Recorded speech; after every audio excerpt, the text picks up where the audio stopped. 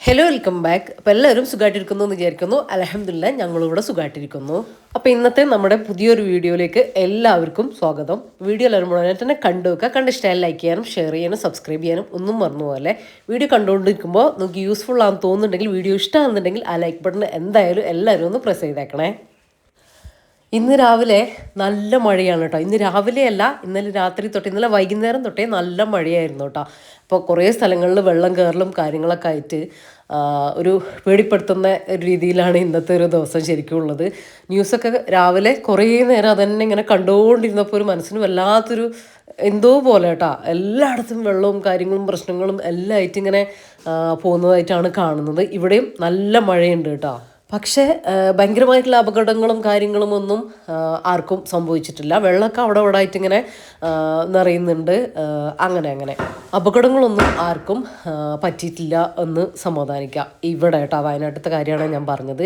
ഇപ്പം ഞാൻ voice over കൊടുക്കുന്ന സമയത്ത് മഴയില്ല കേട്ടോ. ഞാൻ വീഡിയോ എടുക്കുന്ന ദിവസത്തെ കാര്യമാണ് കേട്ടോ വീഡിയോയിലൂടെ പറയുന്നത്. അങ്ങനെ കുറേ കഴിഞ്ഞാണ് കേട്ടോ അവിടെ ഇവിടെയൊക്കെ ഇരുന്നിട്ട് പിന്നെ പണി ഒക്കെ തുടങ്ങാൻ വേണ്ടിയിട്ട് നിന്നിട്ടുള്ളത്. ഇന്ന് റഫീഖും വീട്ടിലുണ്ട്. അപ്പോൾ ഇന്ന് ഞാൻ കുറേ ദിവസമായിട്ട് ചെയ്യാത്തൊരു കാര്യമാണ് കേട്ടോ ചെയ്യുന്നത്. ഇപ്പം കിച്ചണിൽ നമ്മൾ ചില കാര്യങ്ങൾ ഈ വുഡിൻ്റെ സാധനത്തിലൊക്കെ നമ്മൾ ഓരോരോ ഡെക്കോർ ഐറ്റംസും കാര്യങ്ങളൊക്കെ വെച്ചിട്ടില്ലേ. അപ്പോൾ അതിൽ നമ്മൾ ശ്രദ്ധിക്കാണ്ട് പണി കിട്ടിപ്പോകുന്ന കുറേ കാര്യങ്ങളുണ്ട് കേട്ടോ. ഇത് നമ്മൾ വുഡിൻ്റെ കാര്യങ്ങളൊക്കെ വെക്കുമ്പോൾ ഈ ഈർപ്പും നനവും അതുപോലെ തന്നെ ഈ തണുപ്പ് കാലത്ത്, പ്രത്യേകിച്ച് മഴക്കാലത്ത് ഇത് ശ്രദ്ധിച്ചിട്ടില്ലെങ്കിൽ പിന്നെ ഇതിനൊന്നിനും പറ്റൂല കേട്ടോ. അങ്ങനെ പൂപ്പൽ പോലെ ഞാൻ കാണിച്ചു തരാം നിങ്ങൾക്ക് വീഡിയോയിൽ ക്ലിയർ ആയിട്ട്. ഇങ്ങനെ കറുത്ത കളറിൽ പൂപ്പൽ വരുവേ. അപ്പോൾ അത് ഞാൻ ചെയ്യുന്നത് എന്താണെന്ന് വെച്ചാൽ, കുറേ പേര് എന്നോട് ചോദിച്ചിട്ടുണ്ട് വുഡ് ഐറ്റംസിലൊക്കെ. അതുപോലെ നമ്മൾ കടല പരിപ്പൊക്കെ ഇട്ട് വെക്കുന്ന വുഡിൻ്റെ ടാപ്പുള്ള വുഡിൻ്റെ ക്യാപ്പുള്ള നമുക്ക് കുപ്പികൾ ഉണ്ടാവില്ലേ, അതിലൊക്കെ ഇങ്ങനെ വരില്ലേന്ന് ചോദിച്ചിട്ടുണ്ട്. മാക്സിമം നമ്മൾ കൈ നനയാതെ അങ്ങനത്തെ കാര്യങ്ങളൊക്കെ ശ്രദ്ധിക്കുക, തുടച്ചിട്ടും അങ്ങനെയൊക്കെ. പിന്നെ ഈ പോളിഷ് ചെയ്ത് വരുന്ന ബോട്ടിലിൽ അങ്ങനെ വരൽ വളരെ കുറവാണ് കേട്ടോ.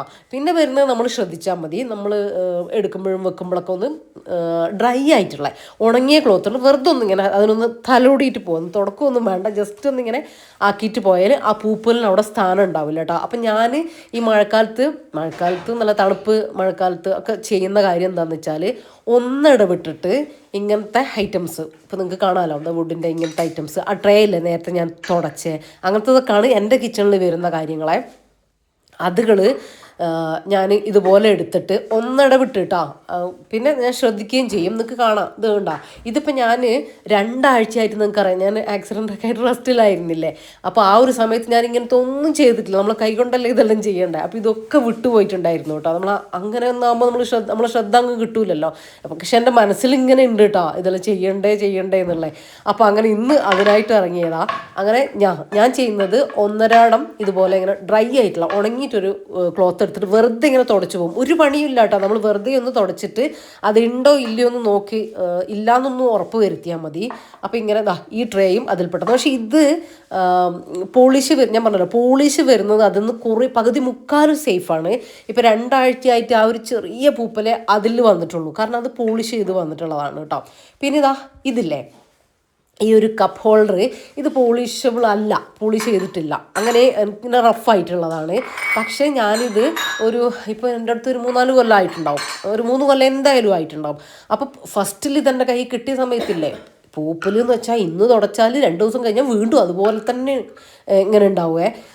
അപ്പോൾ ഞാൻ ചെയ്യുന്നത് ഇടയ്ക്കിടയ്ക്കേ തുടക്കലായിരുന്നു. പിന്നെ ഞാനിത് എടുത്തിട്ട് ഇങ്ങനെ തുടച്ച് കളഞ്ഞിട്ട് പിന്നെ ഒരു ക്ലോത്തിൽ ഓയിൽ എണ്ണ അങ്ങനെ എന്തെങ്കിലും ആക്കിയിട്ട് മൊത്തം കവർ ചെയ്തിട്ട് തുടച്ചിട്ട് വെയിലത്ത് വെച്ചോട്ടാ. എന്നിട്ട് എടുത്തിട്ട് യൂസ് ചെയ്യാൻ വേണ്ടി തുടങ്ങി. അപ്പോൾ വളരെയധികം കുറവുണ്ട് കേട്ടോ. ഇപ്പം ഇല്ല, പക്ഷെ ഞാൻ വെറുതെ ഒന്നിങ്ങനെ തുടച്ചു കൊടുക്കുന്നതെന്ന് മാത്രം. പക്ഷേ പോളിഷ് ചെയ്താലും നമ്മൾ എണ്ണ തേച്ചാലും എന്താ പറയുക, ഇപ്പോൾ ആഴ്ചയിലൊരിക്കൽ നമ്മൾ ഒന്നരാടം തുടക്കുന്നത് ആഴ്ചയിലൊരിക്കൽ അല്ലെങ്കിൽ 2 ആഴ്ചയിൽ ഒരിക്കൽ ഒക്കെ ശ്രദ്ധിക്കേണ്ട ആ ഒരു രീതിയിലേക്ക് വരും. പോളിഷ് ചെയ്യാത്തതിന് അങ്ങനെ ഒരു കുഴപ്പമുണ്ട് കേട്ടോ. പക്ഷെ നമ്മൾ എണ്ണ തേച്ച് നമ്മളെ കയ്യിൽ ഇരിക്കും തോറും അത് ക്ലിയറായിട്ട് വന്നുകൊണ്ടിരിക്കും.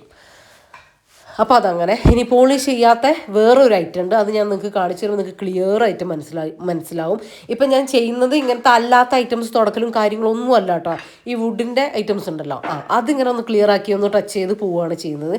പിന്നെ കട്ടിംഗ് ബോർഡും കാര്യങ്ങളൊക്കെ നമ്മൾ യൂസ് ചെയ്യാത്തതാണെങ്കിൽ എന്തായാലും അതിൽ പൂപ്പലും കറുത്ത പാടുകളും ഒക്കെ വരും. അത് നമ്മൾ കഴുകിക്കളയുക, അല്ലെങ്കിൽ ഇതുപോലെ നമ്മൾ യൂസ് ചെയ്യുന്ന സാധനമാണല്ലോ, അപ്പോൾ പിന്നെ കഴുകിക്കളയുന്നതായിരിക്കും നല്ലത്. പിന്നെ എൻ്റെതെന്ന് വെച്ചാൽ ഞാൻ ഡെയിലി യൂസ് ചെയ്യുന്നതാണ്, അപ്പോൾ അതിനവിടെ സ്ഥാനമില്ല എന്തായാലും. പിന്നെ ഇത് നിങ്ങൾ കണ്ടില്ലേ, ഞാൻ നേരത്തെ കാണിച്ചു തന്നില്ലേ, നന്നായിട്ട് പൂപ്പൽ കയറിയിട്ടുണ്ട്. ഇത് പോളിഷ് ഇല്ലാത്തൊരു സംഭവമാണ് കേട്ടോ, പോളിഷ് ഇല്ലാതെ വരുന്നതാ.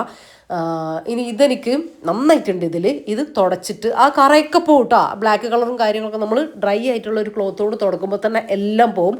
പിന്നെ മഴ കഴിഞ്ഞിട്ട് നമുക്ക് ആ തണുപ്പ് കഴിഞ്ഞിട്ട് നമുക്ക് വേണമെങ്കിൽ കഴുകി ഉണക്കി ഒന്നും കൂടെ ഈ എണ്ണയൊക്കെ ആക്കി റെഡി വെയിൽ കൊള്ളിച്ചിട്ട് എടുത്താൽ പിന്നെ ഇത് റെഡിയാവും. ഇതിപ്പോൾ കിട്ടിയിട്ട് ഞാനിപ്പോൾ ഒരു കൊല്ലമായിട്ടുള്ളൂ യൂസ് ചെയ്യാൻ തുടങ്ങിയിട്ട്, അതുകൊണ്ടാണ്.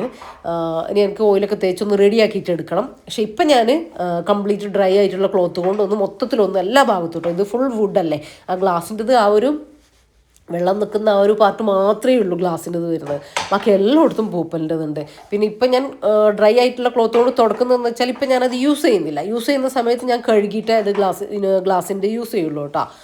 അപ്പോൾ ഇതാ എല്ലാ ഭാഗത്തും ഒന്ന് തുടച്ചു കൊടുക്കട്ടെ. ഇങ്ങനെ നമ്മളെ കിച്ചണിൽ കുറച്ച് കാര്യങ്ങൾ ശ്രദ്ധിക്കാതെ നമ്മൾ ഈ മഴക്കാലത്ത് വിട്ട് കഴിഞ്ഞാൽ കിച്ചൺ നല്ല മോശമാവും കേട്ടോ. പിന്നെ കബോർഡിൻ്റെ ഉള്ളിൽ കാര്യങ്ങളൊക്കെ ഒന്ന് ചെക്ക് ചെയ്ത് നോക്കുക. എനിക്ക് തോന്നുന്നു ഈ ചൂടുള്ള, ഇപ്പം മഴയാണെങ്കിൽ കൂടിയിട്ട് ചൂടുണ്ടാവുമല്ലോ, അങ്ങനത്തെ സ്ഥലത്ത് ഇങ്ങനത്തെ പ്രശ്നമൊന്നും ഉണ്ടാവില്ലായിരിക്കും എന്ന് വിചാരിക്കുന്നത്. എനിക്ക് അറിയില്ല, നിങ്ങളുണ്ടെങ്കിൽ കമൻറ്റിലൂടെ പറയട്ടെ. കബോർഡ് പൂപ്പൽ വരിക, കബോർഡിൻ്റെ ഉൾഭാഗത്ത് ഈർപ്പം, നനവ് കാണുക, മോശമായിട്ട് പോവുക, അങ്ങനത്തെ പ്രശ്നം ഉണ്ടാവുമെന്ന് എനിക്കറിയില്ല. നമ്മളിവിടെയൊക്കെ ചാൻസ് കൂടുതലാണ് കേട്ടോ. അപ്പം നമ്മുടെ നോട്ടം, നമ്മൾ അത്രയും പൈസ കൊടുത്തിട്ടൊക്കെ നമ്മൾ ഇൻറ്റീരിയലും കാര്യങ്ങളൊക്കെ അങ്ങനെ ചെയ്യുന്നതല്ലേ, അകത്താണെങ്കിലും കിച്ചണിലാണെങ്കിലും ഒക്കെ അങ്ങനെ തന്നെയാണ് കേട്ടോ. അപ്പോൾ ഒരു നോട്ടം എല്ലായിടത്തും എത്തിയാൽ ഈ ഒരു തണുപ്പിൻ്റെ സമയത്ത് നല്ലതായിരിക്കുക. അത് മോശമായിട്ട് പൂപ്പലായിട്ട് ഇങ്ങനെ അതിനെ വുഡും കാര്യങ്ങളൊക്കെ നശിച്ചു പോയിട്ട് പിന്നെ നമ്മൾ എന്ത് ചെയ്തിട്ടും കാര്യമില്ലല്ലോ. അപ്പോൾ ഒരു കെയർ ഈ ഒരു സമയത്ത് നമ്മൾ കൊടുക്കണം കേട്ടോ. കൂടുതൽ പണി അല്ലെങ്കിലും ഒന്ന് തുടച്ച് നമ്മൾ കൈ എല്ലായിടത്തും എത്തുന്ന രീതിയിലൊന്ന് ചെയ്യണം. ഇത് കണ്ടോ, ഈ ഒരു ഞാൻ പൊടിയുപ്പും കല്ലുപ്പും ഇട്ട് വെക്കുന്നൊരു ബോട്ടിലാണ് ഇത്, ഈ സെറാമിക്കിൻ്റെ.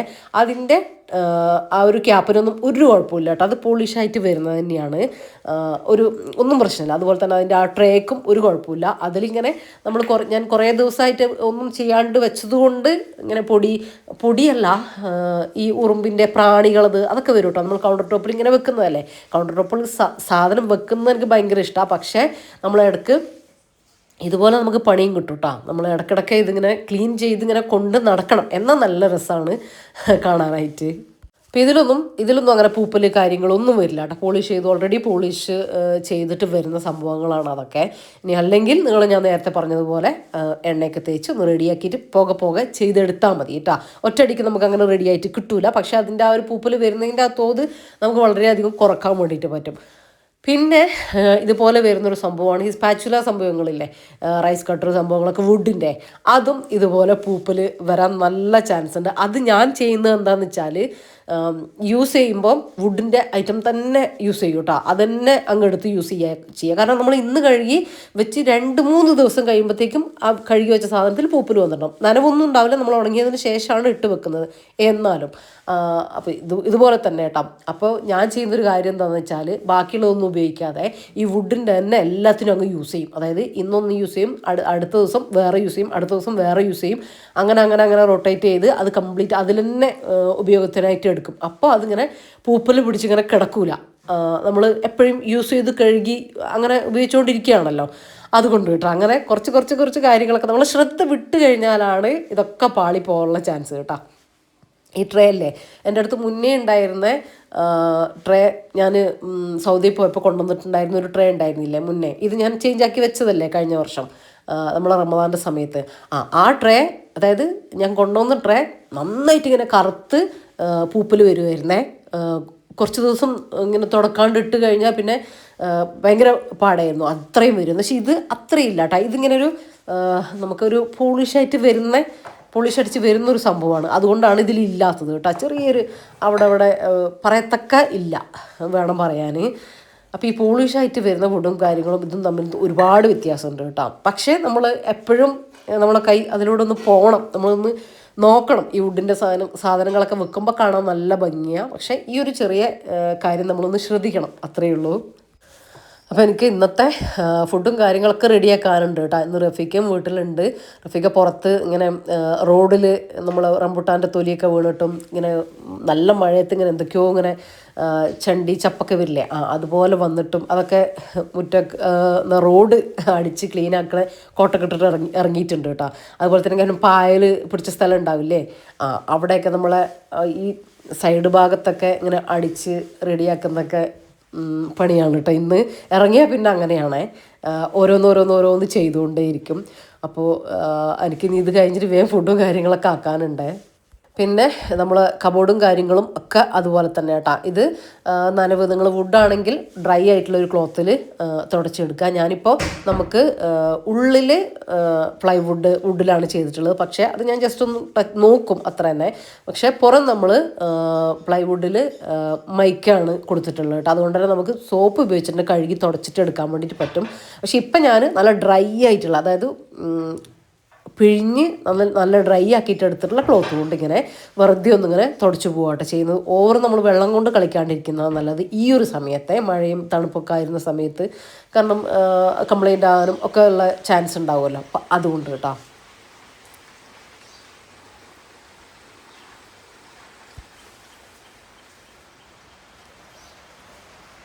അപ്പോൾ പുറത്ത് കണ്ടില്ലേ, അത്യാവശ്യം നല്ല മഴയുണ്ട്.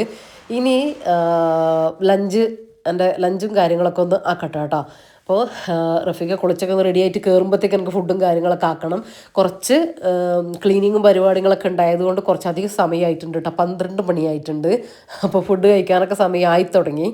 അപ്പോൾ ഞാൻ കുഴപ്പമില്ല, ഇന്ന് ഞാനൊരു ഈസി ആയിട്ടുള്ള ലഞ്ചാണ് ഉണ്ടാക്കുന്നത്. ഭയങ്കര ഈസി ആയിട്ട്. അപ്പോൾ ചിക്കൻ കൊണ്ടുവന്നിട്ടുണ്ട് കേട്ടോ. അത് കഴുകി ഡ്രൈൻ ചെയ്യാൻ വേണ്ടിയിട്ട് വെച്ചിട്ടുണ്ടായിരുന്നു. അപ്പോൾ അത് റെഡിയാണ്. ഇനി ഞാൻ വിചാരിച്ചു നല്ല ഇതിലും എളുപ്പത്തിൽ ചിക്കൻ കറി ഉണ്ടാക്കാൻ പറ്റുമെന്ന് എനിക്ക് അറിയില്ല. അത്ര എളുപ്പത്തിലുള്ളൊരു ചിക്കൻ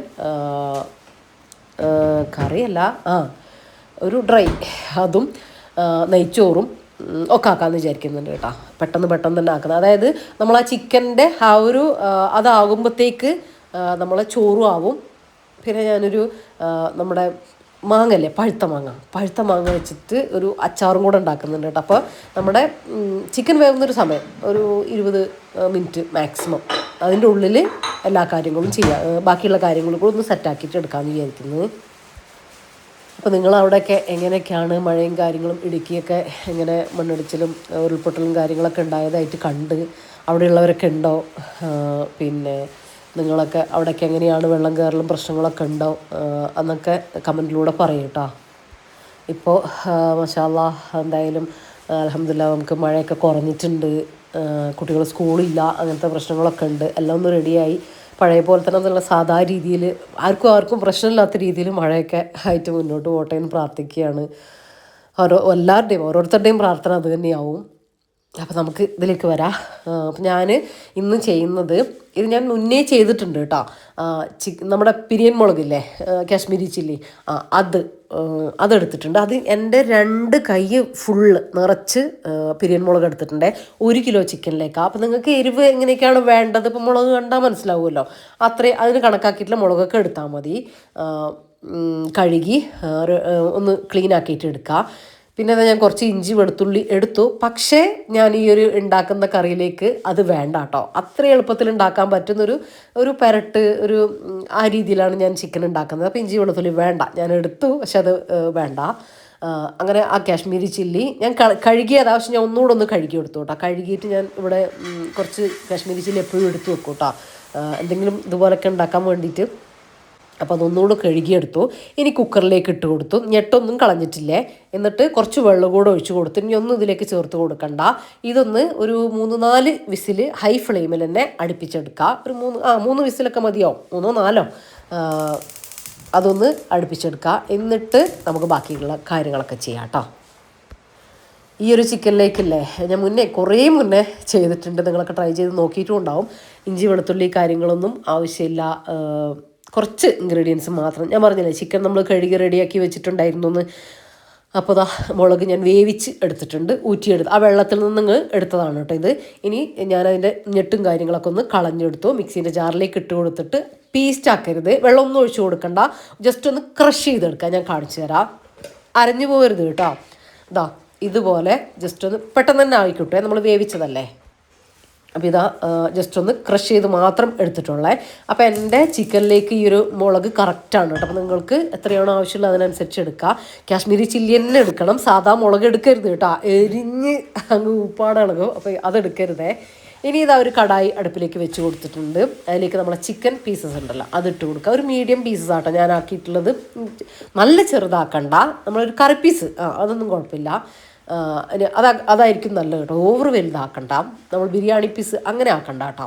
അപ്പോൾ ഇനി അതിലേക്ക് നമ്മൾ എടുത്തിട്ടുള്ള മുളക് പേസ്റ്റില്ലേ ക്രഷ് ചെയ്തത് അത് കംപ്ലീറ്റ് ആയിട്ട് ഇട്ട് കൊടുത്തിട്ടുണ്ട്.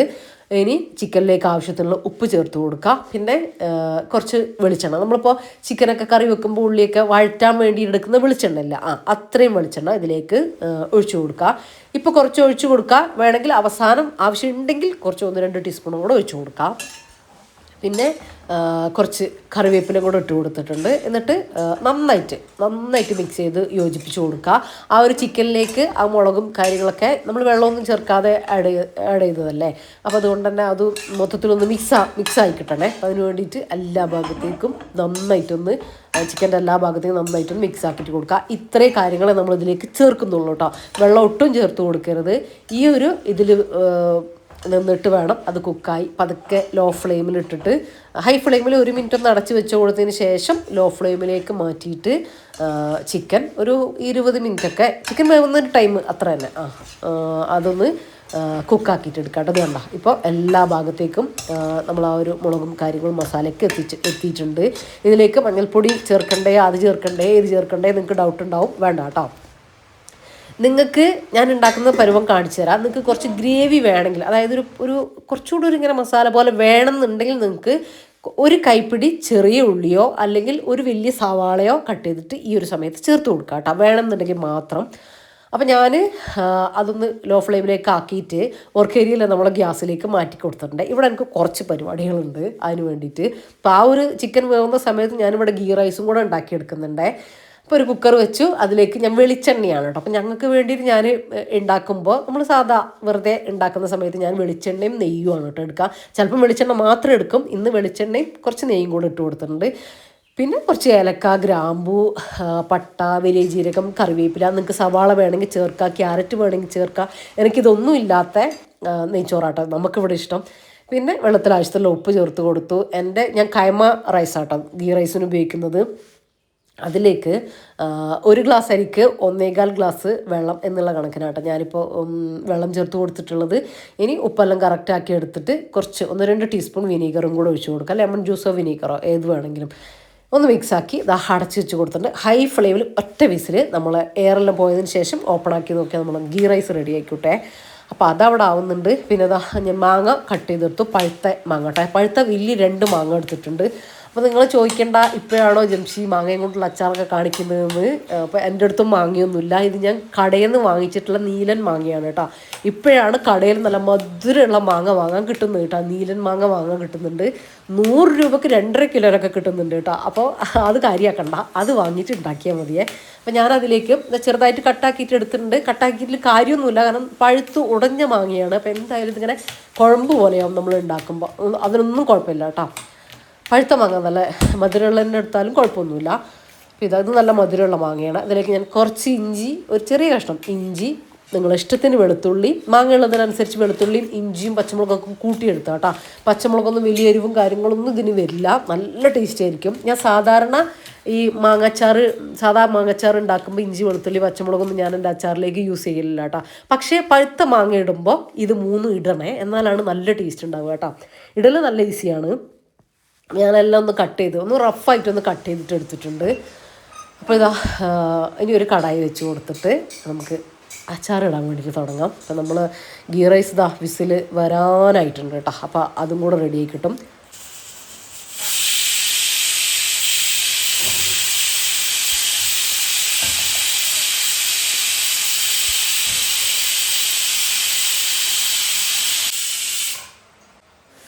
ഇനി കുറച്ച് നല്ലെണ്ണ ഒഴിച്ചിട്ട് അതിലേക്ക് കുറച്ച് കടുക്, കുറച്ച് ഉലുവ, അതിൽ കുറച്ച് ഒരു 1/4 ടീസ്പൂൺ കടുക്, 1/4 ടീസ്പൂൺ ഉലുവ ഒക്കെ ഇട്ട് കൊടുക്കുക.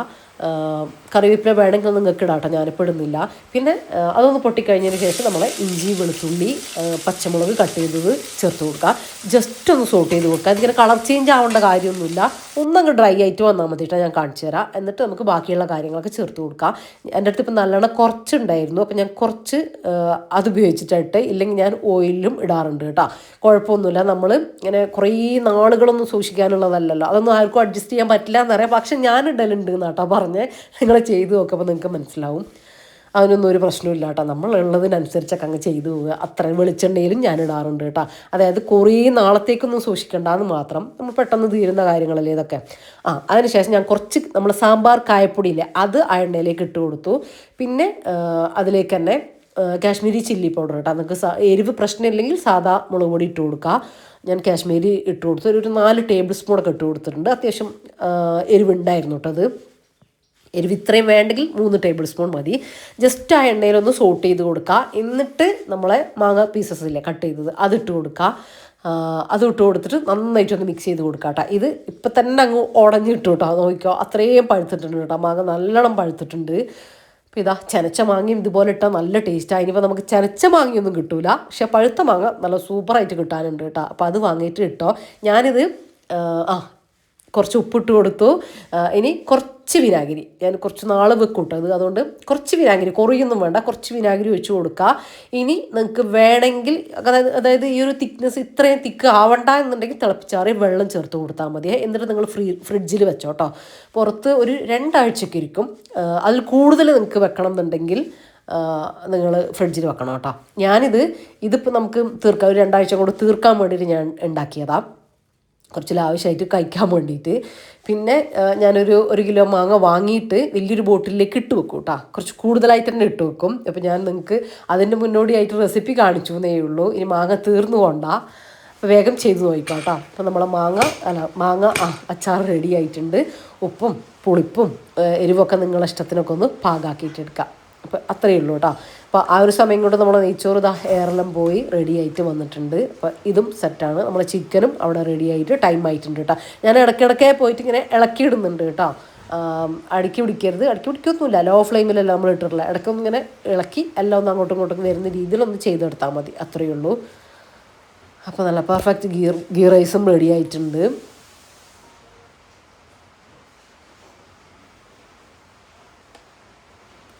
ഇനി നമ്മൾ ചിക്കൻ എടുത്തിട്ട് ഇങ്ങോട്ടേക്ക് കൊണ്ടുവരാം. അപ്പോൾ ഇതാ റെഡി ആയിട്ടുണ്ട് കേട്ടോ. ഞാനായി ഗീ റൈസ് ഒരു പാത്രത്തിലേക്ക് മാറ്റട്ടെ കേട്ടോ. ഗീ റൈസ് ഒരിക്കലും നമ്മൾ കുക്കറിൽ വേവിച്ചിട്ട് ആ കുക്കറിൽ തന്നെ വെച്ചുകൊണ്ടിരിക്കരുത് കേട്ടോ. ചിലർ പറയും ഗീ റൈസ് ഉണ്ടാക്കിയിട്ട് കുറച്ച് കഴിയുമ്പോൾ ഇങ്ങനെ കട്ട പിടിക്കുന്നത്, വെന്ത് കൂടിപ്പോണ്ട് കുറച്ച് കഴിയുമ്പോൾ. അതിൻ്റെ കാരണം ഇത് തന്നെയാണ് കേട്ടോ. നിങ്ങൾ ആ കുക്കറിൽ തന്നെ വെച്ചുകൊണ്ടിരിക്കരുത്. കുറച്ചൊരു ലാവശ്യമായിട്ടില്ല, കുറച്ചൊരു വട്ടമുള്ള പാത്രത്തിലേക്ക് മാറ്റി കൊടുക്കുക. എന്നിട്ട് അടച്ചു വെച്ചോ, കുഴപ്പമൊന്നുമില്ല. പക്ഷേ അതിൽ തന്നെ ഇങ്ങനെ തിക്കായിട്ട് ഇങ്ങനെ നിൽക്കുമ്പോൾ വെന്തടിയും, മാത്രമല്ല ഇങ്ങനെ കട്ട പിടിക്കാനൊക്കെ ഉള്ള ചാൻസ് ഉണ്ട് കേട്ടോ. അപ്പോൾ അതുകൊണ്ടാണ് ചെറിയ ചെറുതായിട്ട് നമ്മൾ വരുത്തുന്ന മിസ്റ്റേക്ക് കൊണ്ടായിരിക്കും കേട്ടോ അങ്ങനെയൊക്കെ സംഭവിക്കുന്നത്. അപ്പോൾ ഇനി നമ്മൾ ചിക്കനിലേക്ക് നോക്കാം. അപ്പോൾ ഇത്രയും നിങ്ങൾക്ക് ഡ്രൈ ആവണ്ടെങ്കിൽ ഒരു 5 മിനിറ്റ് മുമ്പ് അങ്ങ് ഓഫാക്കിയാൽ മതി കേട്ടോ. ഞാൻ പറഞ്ഞല്ലോ, എനിക്ക് ഇപ്പം ഇങ്ങനെയാണ് വേണ്ടത്. ഞാൻ ഡ്രൈ ആയിട്ട്, നിങ്ങൾക്ക് ഇച്ചിരി ഗ്രേവി വേണമെങ്കിൽ ഞാൻ പറഞ്ഞതുപോലെ ഒരു വലിയ സവാള കട്ട് ചെയ്തിട്ട് ആ ഒരു സമയത്ത് തന്നെ ഇട്ട് കൊടുത്താൽ കേട്ടോ. ഇഞ്ചി വെളുത്തുള്ളി ഒന്നും ആവശ്യമില്ല. നല്ല ടേസ്റ്റുള്ളൊരു സംഭവമാണ്. ഇതെനിക്ക് തോന്നുന്നത് നമ്മളൊരു പാർട്ടിയിലൊക്കെ സെർവ് ചെയ്യുമ്പോൾ നെയ്ച്ചോറ് ബിരിയാണീൻ്റെ ഒക്കെ കൂടെ സൈഡായിട്ട് കൊടുക്കൂലേ, അതിനും ഇത് ബെസ്റ്റാണ് കേട്ടോ. നല്ല ടേസ്റ്റാണ് കഴിക്കാനായിട്ട്. അപ്പോൾ ഇതുവരെ നമുക്ക് ഒരുപാട് പുതിയ വ്യൂസും കാര്യങ്ങളൊക്കെ വന്നിട്ടുണ്ടല്ലോ, അവർ ചിലപ്പോൾ ഈ റെസിപ്പി കണ്ടിട്ടുണ്ടാവില്ല. നമ്മൾ കുറേ മുന്നേ ചെയ്തിട്ടുള്ളതാണ്, ട്രൈ ചെയ്തവർ ഉണ്ടാവും. അപ്പോൾ അവർ ട്രൈ ചെയ്യാത്തവരുണ്ടെങ്കിൽ ഒന്ന് ട്രൈ ആക്കി നോക്കുക കേട്ടോ. നല്ല ടേസ്റ്റുള്ള ഒരു ചിക്കൻ പെരട്ടെന്നോ അങ്ങനെയൊക്കെ പറയാം. അപ്പോൾ അതിന് ശേഷം നമ്മളൊന്ന് നിസ്കാരവും കാര്യങ്ങളൊക്കെ കഴിഞ്ഞിട്ട് വന്നു. ഇനിയിപ്പോൾ നല്ല ചൂട് നെയ്ച്ചോറും നമ്മളെ ചിക്കൻ പെരട്ടും അച്ചാറും ഒക്കെ കൂട്ടിയിട്ട് കഴിക്കട്ടെ കേട്ടോ. വേറെ ഉപ്പേരി കറി കാര്യങ്ങളൊന്നും ഉണ്ടാക്കിയിട്ടില്ല. പക്ഷെ നമുക്കില്ലേ ഈ ഒരു ചിക്കൻ കൂട്ടിയിട്ട് നമ്മൾ ചോറിലിങ്ങനെ മിക്സ് ആക്കിയിട്ട് ഇങ്ങനെ കഴിക്കാൻ നല്ല രസമാണ് കേട്ടോ. പ്രത്യേകിച്ചൊരു കറീൻ്റെ ആവശ്യം വരുന്നേ ഇല്ല. നമുക്കിങ്ങനെ കാണുമ്പോൾ ഡ്രൈ ആണല്ലോ എന്ന് തോന്നും, അല്ല കേട്ടോ. ചോറിലിങ്ങനെ കൂട്ടി കഴിക്കുമ്പോൾ നല്ല രസമാണ്, നല്ല സെറ്റാണ് സംഭവം. ഇനിയിപ്പോൾ വേണമെങ്കിൽ നിങ്ങൾക്കൊരു പരിപ്പ് കറിയൊക്കെ ഉണ്ടാക്കാം, ആവശ്യമുണ്ടെങ്കിൽ. നമ്മൾ അച്ചാർ നമുക്ക് ഇൻസ്റ്റൻ്റായിട്ട് അപ്പം തന്നെ നമുക്ക് ഉപയോഗിക്കാൻ പറ്റുന്ന രീതിയിലാട്ടോ ഇട്ടിട്ടുള്ളത്. അപ്പോൾ എന്തായാലും മസ്റ്റ് ട്രൈ ആണ് കേട്ടോ. ട്രൈ ആക്കി നോക്കിയിട്ട് അഭിപ്രായം അറിയിക്കാൻ മറക്കണ്ട. ഈ അച്ചാർ ഞാൻ എടുത്ത് വെക്കുന്നത് എന്തിനാന്ന് വെച്ചാൽ നമ്മൾ ബിരിയാണിക്കൊക്കെ ഈത്തപ്പഴം അച്ചാറൊക്കെ യൂസ് ചെയ്യാൻ ഇഷ്ടമുള്ളവരുണ്ടാവില്ലേ. നമുക്കിവിടെ അങ്ങനത്തെ അച്ചാറൊക്കെ ഭയങ്കര ഇഷ്ടമാണ്, മന്തിക്കും ബിരിയാണിക്കൊക്കെ. അപ്പോൾ ആ ഒരു ഉപയോഗത്തിന് വേണ്ടിയിട്ടാട്ടോ ഞാൻ ഇട്ട് വെക്കുമെന്ന് പറഞ്ഞിട്ടുള്ളത്. എന്തെങ്കിലും പരിപാടി ഉണ്ടെങ്കിലോ ഇപ്പോൾ അല്ലെങ്കിൽ നമുക്ക് തന്നെ ചോറിൻ്റെ കൂടെ ആയാലും അല്ലെങ്കിൽ ഇങ്ങനെ റൈസിൻ്റെ കൂടെയൊക്കെ കഴിക്കാനും ഭയങ്കര ഇഷ്ടമാട്ടോ ഈ ഒരു അച്ചാർ. അപ്പോൾ എന്തായാലും ഞാനത് കുറച്ച് കൂടുതൽ ക്വാണ്ടിറ്റി ഇട്ടിട്ട് വെക്കും എന്തായാലും. അപ്പം നമ്മുടെ ഗിവ് എവേൻ്റെ വിന്നേഴ്സിൽ ഒരാൾ നമുക്ക് എന്താ പറയുക അഡ്രസ്സും കാര്യങ്ങളും ഇതുവരെ തന്നിട്ടില്ല കേട്ടോ. പക്ഷെ എനിക്ക് ഈ വീഡിയോയിൽ എനിക്ക് ടൈം കിട്ടിയിട്ടില്ല, അതൊന്ന് നറുക്കിട്ടിട്ട് എടുക്കണ്ടേ ഒരാളെയും കൂടെ. അപ്പോൾ സോറി, എനിക്ക് ടൈം കിട്ടിയിട്ടില്ല. ഇൻഷാ അല്ലാഹ് നമുക്ക് ഞാൻ അടുത്ത വീഡിയോയിൽ ഞാനത് റെഡിയാക്കുന്നതാണ് കേട്ടോ. സോറി. ഇനി അടുത്ത വീഡിയോ ആകുമ്പോഴത്തേക്കും നമ്മളത് റെഡിയാക്കി നെക്സ്റ്റ്, അതായത് അടുത്ത തിങ്കളാഴ്ച ആകുമ്പോഴത്തേക്കും നമ്മൾ എല്ലാവർക്കും നമ്മളെ ഗിവ് അവേ ഗിഫ്റ്റും കാര്യങ്ങളൊക്കെ സെൻഡ് ചെയ്ത് തരുന്നതാണ്. അപ്പം ഞാൻ ഇൻഷാ അല്ലാഹ് നോക്കട്ടെ, ഞാനത് വീഡിയോ എടുക്കണം തന്നെ വിചാരിക്കുന്നുണ്ട്. അപ്പോൾ ഇന്നത്തെ വീഡിയോയിൽ വിശേഷങ്ങളും കാര്യങ്ങളൊക്കെ ഇത്രയൊക്കെ ഉള്ളൂ. അപ്പോൾ നിങ്ങളുടെ അഭിപ്രായങ്ങളും കാര്യങ്ങളൊക്കെ എന്തായാലും കമൻറ്റായിട്ട് അറിയിക്കാൻ മറന്നു പോകല്ലേ. അപ്പോൾ ഇൻഷാ അല്ലാഹ് മറ്റൊരു വീഡിയോയിൽ കാണാം. അപ്പോൾ എല്ലാവരോടും താങ്ക്സ് ഫോർ വാച്ചിങ്.